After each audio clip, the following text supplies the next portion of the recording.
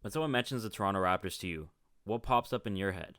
Is it Vince Carter being half man, half amazing? Is it the dagger? Is it Kyle Lowry and DeRozan going to war in the playoffs? Or is it Rudy Gay getting the ball in clutch time? No, it's Rudy Gay! No! No!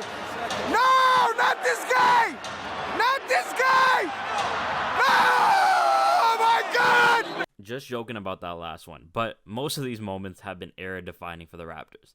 And that brings me to today. With the team undergoing serious changes, what era are we in now? What is going on, Raptors Republic Nation? My name is Kyle, and you probably know me from the run it back videos I do with my boys Zolfi and Cody. So I'm trying a little bit something different today, a little type of a different style of video, I should say. So I really hope you guys do end up liking it. Like, if there's any type of feedback you have, whether it be positive or negative, please leave it down in the comments below. If there's things you think I should have tweaked, if there's things you think I should have added or talked about more, please let me know. Or if you want to shout me out over on X over there to let me know your ideas over there or feedback, please feel free to follow me, at me, do whatever you need to do. But if you really do like this style of video and you want to see more, or you want to see more from the Raptors Republic channel, feel free to comment, like, share the videos to your friends and family, and most importantly, subscribe. It doesn't just help me, but helps all the other creators on our channel like Samson, S, Cody, and Zolfi. But without saying any more, let's get right back to the video. To get to where we are today, let's take it back a little, back to the birth of the dinosaurs. Let's call this era prehistoric. Shout out to Alex Wong, great read. From the years of 1995 to 97, it was definitely an interesting time for the team. The team had literally just been founded, named the Toronto Raptors after the success of the 1993 movie Jurassic Park, and Isaiah Thomas was named the general manager and brought on Pistons assistant Brendan Malone as head coach. Shocker there. Something interesting I didn't even know while the team was being filled. Because of the expansion draft, Toronto was given first choice after a coin flip and took Chicago Bulls point guard PJ Armstrong. However, he just straight up refused to report for the team, and this was surprising for me. I tried to search up a reason why BJ didn't want to play for the team, but it really just came down to him not wanting to play for a Canadian team, and he was uncertain about the future of the team and if we'd be successful at all. So even from the beginning, we just had players refusing to play for the Raptors. Anyways, the first season wasn't the greatest of seasons, with the Raptors finishing of a record of 21-61 that year. However, they were one of the 10 teams that did beat the 72-10 Chicago Bulls, which is fairly impressive, especially for a new team entering the league. The main bright spot for the team was Damon Stoudemire, who ended up winning Rookie of the Year, averaging 19.9 points and 9.3 assists per game. In these first three seasons up until 1998, the Raptors had an overall record of 67 to 179. Stoudemire led the way overall these 3 years, averaging 19.6 points, 8.8 assists, and 4.1 rebounds, while shooting around 40% from the floor. However, it all came crashing down in the 97-98 season, where injuries would lead the team to a 17-game losing streak, and due to behind-the-scenes issues, Isaiah Thomas would end up resigning and selling his 9% of the team, and due to Thomas stepping down, Stoudemire would go on to request a trade. On February 13, 1998, he was shipped to the Portland Trailblazers along with Walt Williams, Carlos Rogers for Kenny Anderson, Alvin Williams, and Gary Trent, and 2 first-round draft choices, a second-round draft choice, and cash. However, Anderson just refused to report to Toronto and was traded to the Celtics with Zan Tabak, Popeye Jones for Chauncey Billups, D. Brown, Roy Rogers, and John Thomas. I don't know exactly what was going on with players just refusing to show up to the team. I don't know why. But after all these trades, the Toronto Raptors still remained very young, and with this experience came losses, ending off the season with a 16-66 record. However, they do say when one door closes, another opens. In the 1998 NBA draft, the Raptors would make a franchise-defining move and trade the team's 4th overall pick, Anton Jamison, to the Golden State Warriors for Vince Carter. Carter brought new life to the franchise with his athleticism and inhuman highlight plays, earning himself the nickname Half Man, Half Amazing. Carter's level of play helped boost the team to new heights, increasing ticket sales, popularity, and just overall success. Also, depending on who you even talk to, Vince might have even prevented the team from getting sold. But don't take my word on that. Don't quote me on that. During the Vinsanity era, the Raptors would have an overall record of 214 to 246, so not as bad as the previous seasons, but still overall a negative record, but improvements overall nonetheless. The Raptors would see some success overall in the playoffs during the Vinsanity era, with the furthest they got in the 2000 to 2001 season, getting to the Eastern Conference semifinals, losing to the 76ers in 7 games in heartbreaking fashion. If it wasn't obvious enough, Vince Carter was the shining star of this era, averaging 23 points per game, 5.2 rebounds, and 3.9 assists. Overall, the Vinsanity era was one of the most important eras for Toronto, not just on court, but off the court as well, bringing popularity and eyes to the team. But sadly for us, the story does not have a happy ending. Going into the 2004 to 2005 season, the Raptors decided to revamp the team, bringing in a new GM of the team and a new head coach, Sam Mitchell, to help guide this team into the future, with Vince Carter hopefully leading the way for the team. However, after Vince Carter's charity game, newly named GM Rob Babcock revealed to the media that Carter had asked for a trade. This confirmed to the Raptors of Carter's discontent at the team or with the team at the moment. The Toronto Suns reported at the time that Carter felt like he was being misled by the Raptors front office and felt like the Raptors would not be an elite team. This led into Vince Carter being traded mid-season for Alonzo Mourning, Eric Williams, Aaron Williams, and 2 mid to late first-round picks from the Nets. However, Mourning would choose not to report to Toronto, forcing the team to buy him out. Also, just a side note, guys, this is the third player that just chose not to report to the team. Has this happened in current day as of this much, or am I just missing something? Because this is insanity. I guess Ace Bailey, if we're taking a side note here, that just didn't show up, but he did end up playing for the Jazz in the summer league. So what's with all these players just saying, yeah, I'm just not going to show up for the team? Is this allowed? Okay, anyways, with this trade, it ushered in a new era for the Raptors. In the 2003 NBA draft, the Raptors made the decision to draft Chris Bosh with their 4th overall pick. Bosh would end up averaging 11.5 points per game, 7.4 rebounds, and being named to the All-NBA rookie team. Bosh was already showing flashes of his future greatness. Now, flash forward to after the Vince Carter trade, Bosh would have to step up and take on the role of being the new franchise player. These years were up and down for the team. The Raptors would try their best to surround Bosh with talent. They would use their number 1 pick in 2006 NBA draft to draft Andrea Bargnani, which did provide somewhat help for the team. The team saw significant success in the 06-07 season with a 47-35 record, securing the 3rd seed. Bosh was named an All-Star, and Mitchell was named NBA Coach of the Year, the first coach in Raptors history to win it. And Chris Bosh did grow into an incredible player overall for the team, averaging 20.6 points, 9.7 rebounds, 2.3 assists during his time with the Raptors.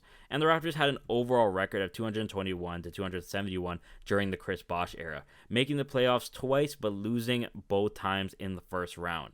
The beginning of the end came in the 2009-2010 season, where the roster shakeup had begun, with the most notable addition being Toronto drafting its next young star, DeMar DeRozan, with their 9th overall pick. The team tried their best to surround Chris Bosh with talent to convince him to stay, and even though Bosh was recording career highs in rebounds, a season-ending injury would unfortunately happen to him, causing the Raptors to drop from being in the 5th seed all the way out of the playoffs.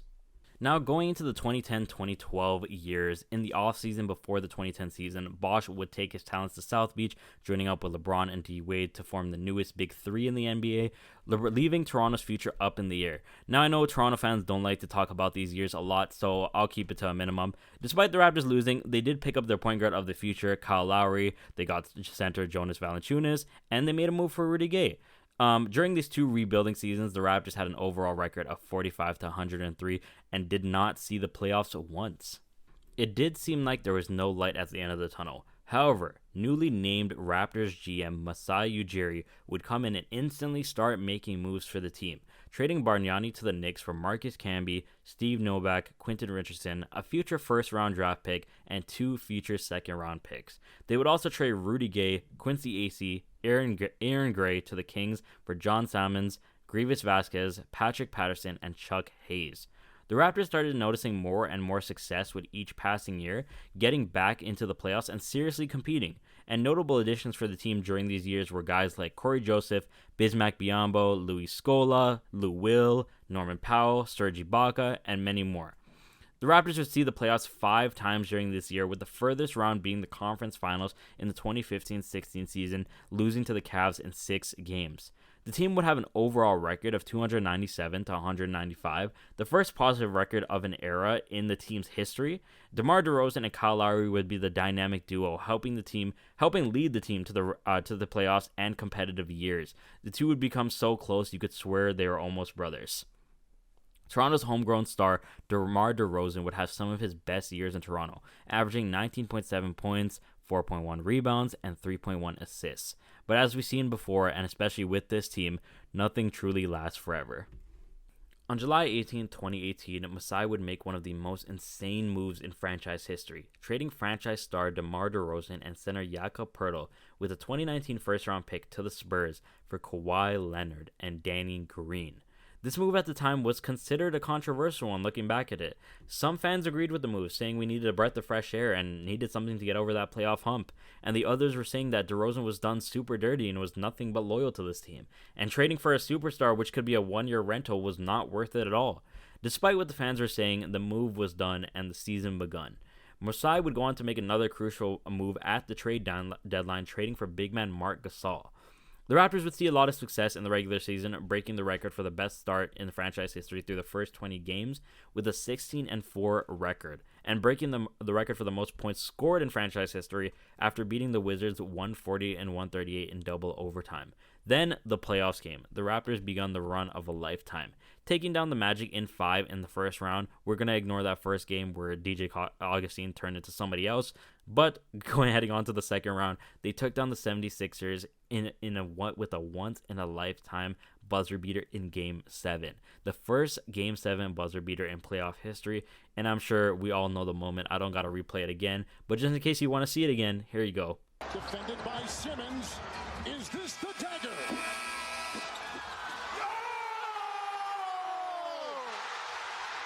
Then they took on the Bucks, and after losing the first 2 games, the Raptors would respond by winning the next 4, showing that there is no deer to fear and proceeding to their first ever finals appearance. And despite the Warriors being the juggernaut that they were, this team, the Raptors, were built for this. And despite the injuries, also you got to remember that the Raptors did beat the Warriors twice in the regular season as well. But like Steph said before, injuries are part of the game, and the Golden State Warriors had their stars Klay and Durant go down. The Raptors would end up winning the series in 6, bringing home their first ever title to the Six. The core of Kawhi Leonard, Kyle Lowry, Danny Green, Siakam, Ibaka, Marc Gasol, Van Vliet, and OG Anunoby was truly something special. Kawhi would be the shining star overall and would finish the season averaging 26.6 points, 7.3 rebounds, 3.3 steals, and also shot 50% from the field and 37% from 3. Leonard would also bring home a Finals MVP, and this season he had an All-Star selection as well. Truly a one-of-a-kind year for us. We all remember it fondly. The Raptors had a 58-24 record, and Toronto could finally call themselves NBA champions. With the highs of winning a title also came the lows. The fans' worst fears came true. In the offseason before the 2020 season, Kawhi would announce that he would want to return home and play for the LA Clippers, leaving the Raptors' future in the air once again. So heading into the 2019-2020 season, the team did try to run it back without Kawhi. And, surprisingly, we did have a good record. It was 53-19, but as we all know, the COVID-19 virus hit the world, affected the NBA, and caused the NBA to go into the bubble. Some players didn't play, some did. And the Raptors actually ended up making it into the playoffs, but losing the conference semis to the Boston Celtics. And, we still have that moment of OG hitting the crazy game winner. We just, for this season, we're stuck on the what ifs. What if Kawhi stayed? We possibly go back-to-back. I think we do beat the Lakers in 7, but again, the Raptors' future was left up in the air. The Toronto Raptors experienced a dramatic shift from contenders to rebuilding. The 2020-21 season was derailed by the pandemic, forcing the team to play home games in Tampa, Florida. Without a true home and plagued by injuries, we finished 27-45, missed the playoffs, and this marked Kyle Lowry's final season with the team. After a long tenure with the Raptors, Lowry finished off averaging 17.5 points, 7.1 assists, and 4.9 rebounds throughout his time here. He is the greatest Raptor of all time in my eyes, stuck by us through thick and thin, and I was so glad to finally see him getting a ring before departing. In the 2021 NBA draft, the Raptors surprised many by selecting Scottie Barnes 4th overall over the consensus pick Jalen Suggs. And before we want to call Cap in the comments and say we're lying, I do remember a lot of people saying we should have drafted Jalen Suggs. But The gamble paid off immediately. Barnes brought energy, versatility, leadership, and ultimately won Rookie of the Year. With current franchise star Pascal Siakam returning to form and Fred VanVleet making his first All-Star appearance, the Raptors bounced back to finish 48-34 before falling to the 76ers in the first round. The 2022-23 season, however, was underwhelming. Despite acquiring Jakob Poeltl at the trade deadline, the team hovered around 500, finishing 41-41, losing the play-in tournament to the Bulls. The inconsistent season and roster imbalance led to the firing of head coach Nick Nurse. And then in 2023 to 2024, Toronto embraced a full rebuild. The Raptors brought on our new head coach Darko, and the front office oversaw trades that sent OG Anunoby to the Knicks and Pascal Siakam to the Pacers, officially handing the keys to the franchise to Scottie Barnes, who also earned his first All-Star nod. Rookie Grady Dick was drafted, and other young players were given room to develop as the team focused on long-term growth. Through the years, the Raptors stuck near the bottom of the standings. The franchise finally committed to a new direction, with Scottie Barnes at the center of it all. Siakam would average 17.4 points, 6.5 rebounds, and 3.6 assists during his time with the Raptors, while OG would leave Toronto averaging 11.8 points, 4.3 rebounds, 1.6 assists. We dearly miss both of these guys, but I love to see Siakam hooping on the Pacers in the finals and OG Anunoby finally getting the respect that he deserves on the Knicks. Something all of our Raptors fans knew about this guy, that he is one of the best wing defenders in the NBA. This era of the Raptors would finish with a record of 224 to 248, so not too bad. That brings us to today. The Summer League just finished, and with Masai stepping down as GM, this truly leaves us in a new era for the team. The Raptors drafted players like Jacoby Walter, CMB, and Elijah Martin, and the team is younger than ever. Who knows what's in store for us with the future of the team? Is the core of IQ, RJ, Scotty, Ingram, Jakob enough to get us back into competing? Or do we still have some work to do? Are we still going to make trades? Is RJ even going to be on the team come trade deadline? I don't know, but I'm excited to see the future, and I'm very optimistic about this team and the players that we do have. What would you guys even call this new era? Would you call it the post-Masai era? Would you call it something with a pun with dinosaurs? But I couldn't think of a good name for this era. I guess you could say it could be Scotty's era, but I think we'll have to wait and see if Scotty does make the leap into like an all-NBA or even MVP caliber player. But again, we'll have to wait and see.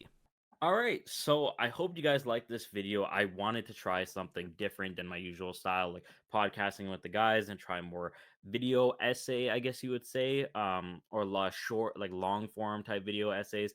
I hope you guys did like it. Again, like I said in the beginning, please let me know of any type of feedback, whether it be positive or negative. I need it all to get better overall. So I did hope you guys like it. I didn't want to fill it with too much of the minute details of what happened throughout the years, because then we'd be just sitting here for like 5 hours over small trade things or salary cap or anything like that. But honestly, if you guys want me to get into minute details of things like that, I can always do that. I just didn't want to be like dragging it on too much, and just kind of want to give like a kind of precise recap of what happened throughout the years and how we got up until this point. But again, if there's anything I could have improved, made better, let me know down below.